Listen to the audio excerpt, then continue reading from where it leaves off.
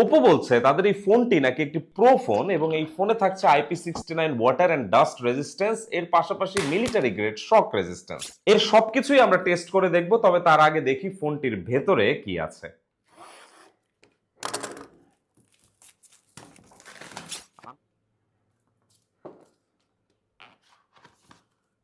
এটা কি? এটা হচ্ছে ফোনের কভার অবশ্যই।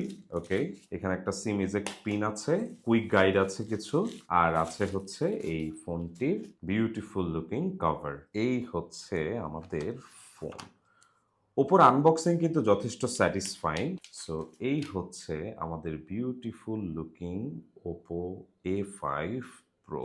ওকে, বক্সের ভিতরে আর কি কি আছে দেখি। এই হচ্ছে 45 ওয়াট সুপার ভোক চার্জার, আর অবশ্যই একটি চার্জিং কেবল। তো এই ছিল A5 প্রো এর আনবক্সিং। এই ফোনটির ডিউরেবিলিটি টেস্ট এবং ওয়াটার টেস্ট দেখতে অবশ্যই আমাদের চ্যানেল বা পেজটিকে ফলো করে রাখুন।